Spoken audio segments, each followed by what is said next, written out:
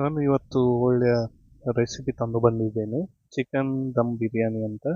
ಇದು ಹಬ್ಬದ್ದು ಸ್ಪೆಷಲ್. ಈಸ್ಟರಲ್ಲಿ ನಾನು ಮಾಡಿದ್ದು ಮನೆಯಲ್ಲಿ. ನೀವು ಕೂಡ ಮಾಡ್ಬೋದು, ಯಾವುದೋ ಒಂದು ಹಬ್ಬ ಬಂದಿದ್ದರೆ ನೀವು ಮನೆಯಲ್ಲಿ ಟ್ರೈ ಮಾಡ್ಬೋದು. ಇದು ತುಂಬ ಸುಲಭ ಮತ್ತು ಆ, ಮತ್ತು ರುಚಿಕರಿಯಾದಂಥ ರೆಸಿಪಿ ಚಿಕನ್ ದಮ್ ಬಿರಿಯಾನಿ. ಹೋಟೆಲಲ್ಲಿ ಅಲ್ಲಿ ಇಲ್ಲಿ ಆ, ಹೋಗಿ ನೀವು ಹಣ ಕೊಟ್ಟು ತಿನ್ನುವ ಬದಲು ಮನೆಯಲ್ಲಿ ಮಾಡಿ ನೋಡಿ. ಮೊದಲಿಗೆ ಇದಕ್ಕೆ ಈರುಳ್ಳಿ ತುಂಬ ಆಗುತ್ತೆ. ಒಂದು ಕಿಲೋ ಬಿರಿಯಾನಿಗೆ ಒಂದು 2 ರಿಂದ 3 ಕಿಲೋ ಅಷ್ಟು ಈರುಳ್ಳಿ ಆಗುತ್ತೆ. ಈರುಳ್ಳಿಯನ್ನು ತುಂಬ ತೆಳುವಾಗಿ ಕಟ್ ಮಾಡಿ, ಯಾಕಂದರೆ ಅದು ಬೇಗನೆ ಕುಕ್ ಆಗುತ್ತೆ. ಹಾಗೆಯೇ ಟೊಮೆಟೊನೂ ಕೂಡ ತುಂಬ ತೆಳುವಾಗಿ ಕಟ್ ಮಾಡಿ, ಯಾಕಂದರೆ ಬೇಗ ಅದು ಕುಕ್ ಆಗುತ್ತೆ, ಬೇಯುತ್ತದೆ. ಅದಕ್ಕೋಸ್ಕರ ನಾನು ತುಂಬ ತೆಳುವಾಗಿ ಕಟ್ ಮಾಡಿದ್ದೇನೆ. ನೀವು ಕೂಡ ತುಂಬ ತೆಳುವಾಗಿ ಕಟ್ ಮಾಡಿ ಮೊದಲಿಗೆ ತುಪ್ಪವನ್ನು ಹಾಕಿ. ತುಪ್ಪನೂ ನಾನು ಮನೆಯಲ್ಲಿ ಮಾಡಿದಂತಹ ತುಪ್ಪ. ನಾನು ಇದರಲ್ಲಿ ಯಾವುದು ಇಂಗ್ರೀಡಿಯಂಟ್ ಹೊರಗಿಂದ ಯೂಸ್ ಮಾಡಿಲ್ಲ, ಎಲ್ಲನೂ ಮನೆಯಲ್ಲಿ ಮಾಡಿದಂಥ. ಇದಕ್ಕೆ ತುಪ್ಪ ಹಾಕಿದ ಮೇಲೆ ಅದಕ್ಕೆ ಹೋಲ್ ಗರಂ ಮಸಾಲವನ್ನು ಹಾಕಿ, ಇಡೀ ಗರಂ ಮಸಾಲವನ್ನು ಅದಕ್ಕೆ ಚಕ್ಕೆ ಮತ್ತು ಏಲಕ್ಕಿ, ಕ್ಲೋವ್ ಮತ್ತು ಬೇಲಿಪನ್ ಹಾಕಬೇಕು. ನಾನು ಬೇಲಿಪನ್ ಹಾಕಿಲ್ಲ, ಯಾಕಂದ್ರೆ ನನಗೆ ಒಣ ಬೇಲೀಫ್ ಇಲ್ಲಿ ಸಿಗಲಿಲ್ಲ, ಅದಕ್ಕೋಸ್ಕರ ನಾನು ಹಾಕಲಿಲ್ಲ. ನೀವು ಸಿಕ್ಕದಲ್ಲಿ ಅದನ್ನು ಹಾಕಿ ತುಂಬ ಚೆನ್ನಾಗಿ ಅದನ್ನು ಫ್ರೈ ಮಾಡಿ. ಆದ ಮೇಲೆ ಗರಂ ಮಸಾಲ ಫ್ರೈ ಆದ ಮೇಲೆ ಈರುಳ್ಳಿಯನ್ನು ಹಾಕಿ, ತುಂಬ ತೆಳುವಾಗಿ ಕಟ್ ಮಾಡಿದಂಥ ಈರುಳ್ಳಿಯನ್ನು ಹಾಕಿ ನಂತರ ಈ ಈರುಳ್ಳಿಯನ್ನು ತುಂಬ ಚೆನ್ನಾಗಿ ಬೇಯಿಸಿ ಇದು ಫ್ರೈ ಆಗಬೇಕು. ಅದಕ್ಕೊಂದು 10 ರಿಂದ 15 ನಿಮಿಷ ಆಗುತ್ತೆ ಇದು ಕುಕ್ ಆಗಲಿಕ್ಕೆ. 2 ರಿಂದ 3 ಕಿಲೋದಷ್ಟು ಈರುಳ್ಳಿ ಬೇಕಾಗುತ್ತೆ, ಯಾಕಂದರೆ ಈ ಥರ ಚೆನ್ನಾಗಿ ಫ್ರೈ ಆದಮೇಲೆ ಇದು 1 ಕಿಲೋ ಅಷ್ಟು ಸಿಗಬಹುದು, ನಿಮಗೆ 1 ಕೆಜಿ ಅಷ್ಟು ಸಿಗಬಹುದು. ಆದಮೇಲೆ ತುಪ್ಪ ಬೇಕಾದರೆ ಇನ್ನು ಹಾಕಿ. ನಾನು ಇನ್ನು ತುಪ್ಪ ಹಾಕಬೇಕಾಗತ್ತೆ, ಯಾಕಂದರೆ ಅಷ್ಟು ಈರುಳ್ಳಿಗೆ ನಾನು ಹಾಕಿದಂಥ ತುಪ್ಪ ಅದು ಸಾಕಾಗಲ್ಲ. ಅದಕ್ಕೋಸ್ಕರ ನೀವು ಇನ್ನೂ ತುಪ್ಪವನ್ನು ಹಾಕಬೇಕು. ತುಂಬ ಚೆನ್ನಾಗಿ ಅದನ್ನು ಮಿಕ್ಸ್ ಮಾಡಿ. ಎಷ್ಟು ಅದು ನೀವು ಫ್ರೈ ಮಾಡ್ತೀರಿ ಅಷ್ಟು ಒಳ್ಳೆಯದು. ಇದರಿಂದ ನಾವು ತುಂಬ ಟೇಸ್ಟಿಯಾಗಿ ಬಿರಿಯಾನಿಯನ್ನು ಮಾಡ್ಬೋದು. ಇನ್ನೊಂದು ಕಡೆಯಲ್ಲಿ ನಾನು ಈ ಹೋಲ್ ಗರಂ ಮಸಾಲ ಬಿರಿಯಾನಿ ಮಸಾಲವನ್ನು ಮಾಡ್ತೀನಿ. ನಾನು ಹೇಳಿದ ಹಾಗೆ ಯಾವುದು ಮಸಾಲ ಪೌಡರ್ ಅಲ್ಲ, ಬಿರಿಯಾನಿ ಪೌಡರ್ ತಂದು ಬಂದಿಲ್ಲ, ಮನೆಯಲ್ಲಿ ಮಾಡಿದ್ದು ಅದಕ್ಕೆ. ಅದಕ್ಕೋಸ್ಕರ ಈ ರೆಸಿಪಿಯನ್ನು ನಾನು ತಂದು ಬಂದಿದ್ದೇನೆ. ಇದಕ್ಕೆ ಕ್ಲೋವ್ ಮತ್ತು ಏಲಕ್ಕಿ ಮತ್ತು ಸಿನಮನ್ ಸ್ಟಿಕ್, ಕೊತ್ತಂಬರಿ ಮತ್ತು ಜೀರಾ ಹಾಕಿ ಫ್ರೈ ಮಾಡಿ ಮತ್ತು ಪೌಡರ್ ಮಾಡಿ. ಇದರಲ್ಲಿ ಜಿಂಜರ್ ಗಾರ್ಲಿಕ್ ಪೇಸ್ಟನ್ನು ಮಾಡ್ತೇನೆ. ಶುಂಠಿ ಮತ್ತು ಬೆಳ್ಳುಳ್ಳಿ ಪೇಸ್ಟ್ ಮನೆಯಲ್ಲಿ ಮಾಡ್ಬೋದು. ಯಾವುದು ಇದರಲ್ಲಿ ಸಣ್ಣ ಬದನೆಕಾಯಿ ಇದು ಒಳ್ಳೆಯದಲ್ಲ ಜೀವಕ್ಕೆ, ಅದರಲ್ಲಿ ಅವರು ಕೆಮಿಕಲ್ ಎಲ್ಲ ಹಾಕ್ತಾರೆ. ನೋಡಿ ಎಷ್ಟು ಚೆನ್ನಾಗಿ ಮಾಡಿದ್ದೇನೆ ಪೇಸ್ಟನ್ನು. ನನ್ನ ಮಗನು ಮನೆಯಲ್ಲಿ ಬಂದು ಸ್ವಲ್ಪ ತುಂಟಾಟ ಮಾಡ್ತಾ ಇದ್ದಾನೆ. ನೋಡಿ 1 ಕಿಲೋ ಅಷ್ಟು ಅಕ್ಕಿಯನ್ನು ಹಾಕ್ತೇನೆ. ಈ ಅಕ್ಕಿಯನ್ನು ನೀವು ಸ್ವಲ್ಪ ಚೆನ್ನಾಗಿ ತೊಳೆದು 5 ನಿಮಿಷ ಮುಂಚೆ ಕುದಿಯುವ ನೀರಲ್ಲಿ ಹಾಕುವ 5 ನಿಮಿಷ ಮುಂಚೆ ಅದನ್ನು ನೆನೆದಿರಿ. ಸ್ವಲ್ಪ ನೆನೆದರೆ ಒಳ್ಳೆಯದು, ಬೇಗ ಕುಕ್ ಆಗುತ್ತೆ ರೈಸ್. ಈ ಕಡೆಯಿಂದ ನೋಡಿ ನಾನು ಎಲ್ಲ ಇಂಗ್ರೀಡಿಯೆಂಟ್ ರೆಡಿ ಮಾಡಿದ್ದೇನೆ. ಕೊತ್ತಂಬರಿ, ಉಪ್ಪು, ಮೆಂತ್ಯ, ಪುದೀನ ಸೊಪ್ಪು, ಜಿಂಜರ್ ಗಾರ್ಲಿಕ್ ಪೇಸ್ಟ್ ಮತ್ತು ಮೊಸರನ್ನು ನಾನು ಮನೆಯಲ್ಲಿ ಮಾಡಿದ್ದೇನೆ. ಇನ್ನೊಂದು ಕಡೆ ನೋಡಿ ಈರುಳ್ಳಿ ರೆಡಿಯಾಗಿದೆ, ತುಂಬ ಫ್ರೈ ಆಗಿ ಈ ಥರ ಆಗಬೇಕು.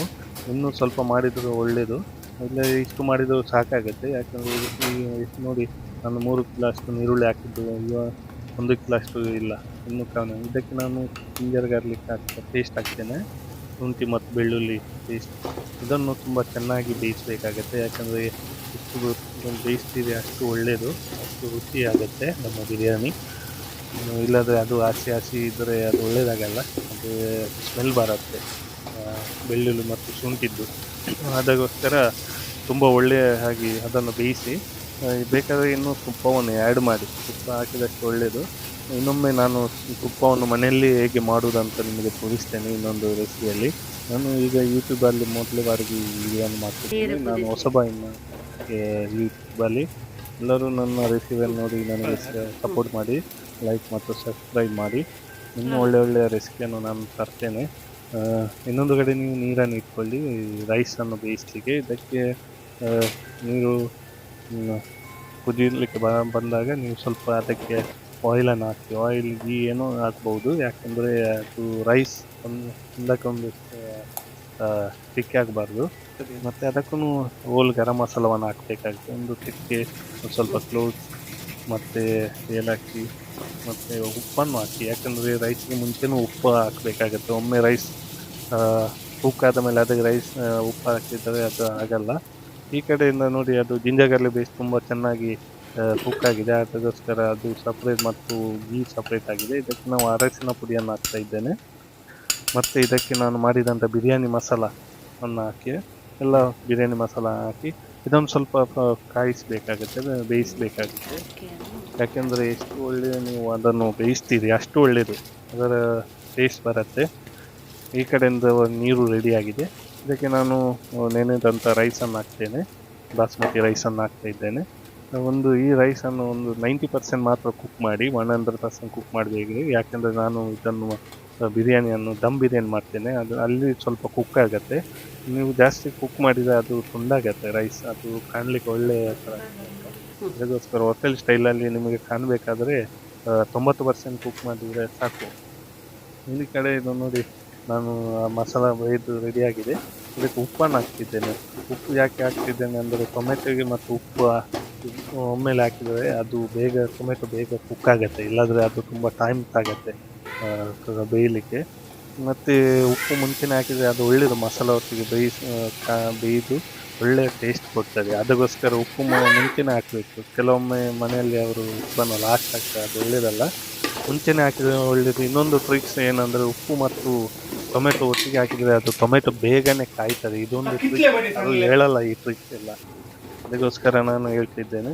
ನೋಡಿ, ಇದು ತುಂಬ ಸಮಯ ತಾಗಲ್ಲ. ನೀವು ಉಪ್ಪು ಮತ್ತು ಟೊಮೆಟೊ ಕೆಲವೊಮ್ಮೆ ಮನೆಯಲ್ಲಿ ಉಪ್ಪನ್ನು ಲಾಸ್ಟ್ ಆಗ್ತದೆ, ಅದು ಟೊಮೆಟೊ ಆಗಿ ಇರುತ್ತೆ.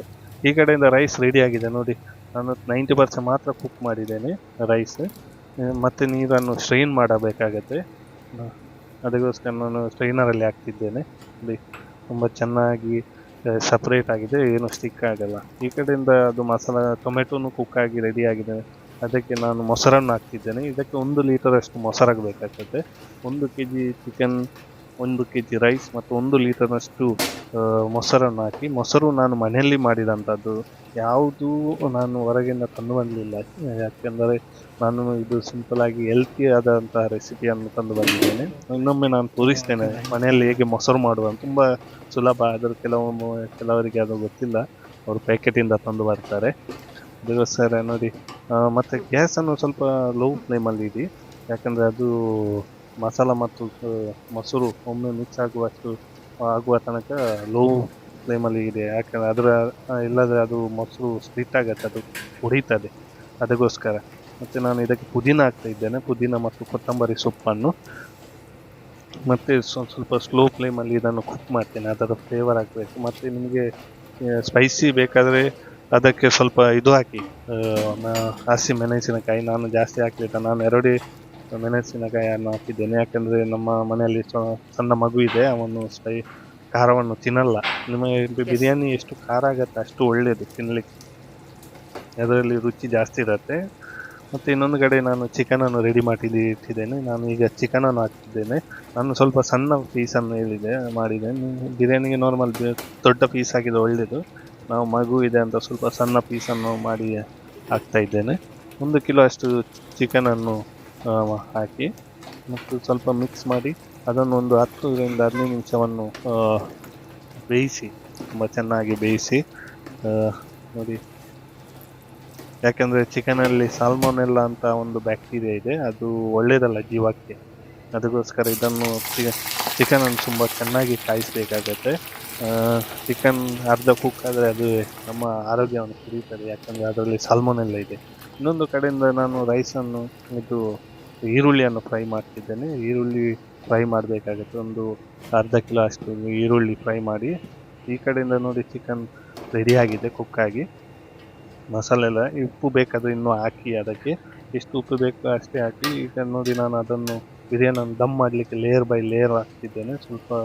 ಮೊದಲಿಗೆ ಸ್ವಲ್ಪ ಮಸಾಲ ಮತ್ತು ಚಿಕನ್, ಅದರ ಮೇಲೆ ರೈಸ್ ಹಾಕಿ ರೆಡಿಯಾಗಿದೆ. ಇದರ ಮೇಲೆ ಮತ್ತೆ ನಾನು ಅದು ಚಿಕನ್ ಮಸಾಲವನ್ನು ಹಾಕ್ತಿದ್ದೇನೆ. ಯಾಕೆಂದರೆ 3 ಲೇಯರ್ ಅಷ್ಟು ನಾನು ಮಾಡ್ತೇನೆ. ಹೋಟೆಲಲ್ಲಿ ಹೇಗೆ ಮಾಡುವುದು ಹಾಗೆಯೇ ಮಾಡಿ ತೋರಿಸ್ತಿದ್ದೇನೆ. ಈ ಬಿರಿಯಾನಿ ಜಾಸ್ತಿಯಾಗಿ ಹೈದರಾಬಾದಲ್ಲಿ ಮಾಡ್ತಾರೆ, ಮತ್ತು ನಾರ್ತ್ ಇಂಡಿಯಾದಲ್ಲಿ ಇವರು ಮಾಡ್ತಿದ್ದಾರೆ ದಮ್ ಬಿರಿಯಾನಿ ಅಂತ. ಜಾಸ್ತಿಯಾಗಿ ಇದು ಹೈದರಾಬಾದಿ ಸ್ಟೈಲಲ್ಲಿ ಇದೆ. ಪುನೊಮ್ಮೆ ನಾನು ಅದರ ಮೇಲೆ ರೈಸ್ ಹಾಕ್ತಿದ್ದೇನೆ, ಲೇಯರ್ ಮಾಡ್ತಿದ್ದೇನೆ. 3 ಲೇಯರ್ ಮಾಡಿ ಅದಕ್ಕೆ ಗ್ಯಾಸನ್ನು ಸ್ವಲ್ಪ ಲೋ ಫ್ಲೇಮಲ್ಲಿ ಇಟ್ಟು ದಮ್ ಕೊಡಬೇಕು. ಅಷ್ಟೇ ಹೈ ಫ್ಲೇಮಲ್ಲಿ ಇಡಬೇಡಿ, ಯಾಕಂದರೆ ಅದು ನೀಚೆಗಡೆಯಿಂದ ಅದು ಬೋರ್ನ್ ಆಗುವ ಸಾಧ್ಯತೆ ಇದೆ. ಅದರ ಮೇಲೆ ನಾನು ಕೊತ್ತಂಬರಿ ಮತ್ತು ಮಿಂಟ್ ಮತ್ತು ಫ್ರೈ ಮಾಡಿದಂಥ ಈರುಳ್ಳಿಯನ್ನು ಹಾಕ್ತಿದ್ದೇನೆ. ಈರುಳ್ಳಿ ಇದು ಒಂದು ಫ್ಲೇವರ್ ಕೊಡುತ್ತೆ, ಟೇಸ್ಟ್ ಕೊಡುತ್ತೆ. ಈರುಳ್ಳಿ ಒಳ್ಳೆಯದು. ಇದಕ್ಕೆ ನೀವು ಗೋಡಂಬಿ ಮತ್ತು ಕ್ಯಾಶ್ಯೂ ನಟನ್ನು ಹಾಕ್ಬೋದು. ನಾನು ಮನೆಯಲ್ಲಿ ಮಗು ಇದೆ, ಅದಕ್ಕೋಸ್ಕರ ಹಾಕಲಿಲ್ಲ, ಅವನು ತಿಂದಿಲ್ಲ ಅಂತ. ಇನ್ನೊಮ್ಮೆ ಇದರ ಮೇಲೆ ಮಸಾಲವನ್ನು ಹಾಕ್ತಿದ್ದೇನೆ, ಚಿಕನ್ ಕರಿ ಮತ್ತು ಮಸಾಲ ಬಿರಿಯಾನಿ. ಇದರ ಮೇಲೆ ಪುನೊಮ್ಮೆ ರೈಸ್ ಹಾಕ್ತೇನೆ, 3rd ಲೇಯರ್, 3ನೇ ಲೇಯರ್ ಮಾಡ್ತಿದ್ದೇನೆ. ಈಗ ಯಾವುದು ನಿಮ್ಮ ಮನೆಯಲ್ಲಿ ಸ್ಪೆಷಲ್ ಬರ್ಡೇ ಯಾ ಹಬ್ಬ ಏನಿದ್ರು ಈ ರೆಸಿಪಿಯನ್ನು ಮನೆಯಲ್ಲಿ ಮಾಡ್ಬೋದು. ಸುಮ್ಮನೆ ಹೋಟೆಲಿಗೆ ಅಲ್ಲಿ ಇಲ್ಲಿ ತುಂಬ ಹಣ ಖರ್ಚು ಮಾಡೋದಕ್ಕಿಂತ, ಮತ್ತು ಇದು ತುಂಬ ಆರೋಗ್ಯಕರವಾದಂಥ, ಇದರಲ್ಲಿ ಏನು ಕೆಮಿಕಲ್ ನಾನು ಹಾಕಲಿಲ್ಲ ನೋಡಿ, ಎಲ್ಲನೂ ಮನೆಯಲ್ಲಿ ಮಾಡಿದಂಥದ್ದು. ಇದರಲ್ಲಿ ಶುಂಠಿ ಮತ್ತು ಕೊತ್ತಂಬರಿ ಸೊಪ್ಪು ಮತ್ತು ಮಿಂಟ್ ಪುನಃ ಹಾಕ್ತಿದ್ದೇನೆ, ಮತ್ತು ಉಳಿದಂಥ ಎಲ್ಲ ಫ್ರೈ ಆನಿಯನ್ ಹಾಕಿ ಫೈನಲ್ ಟಚ್ ಕೊಡ್ತಾ ಇದ್ದೇನೆ ನೋಡಿ.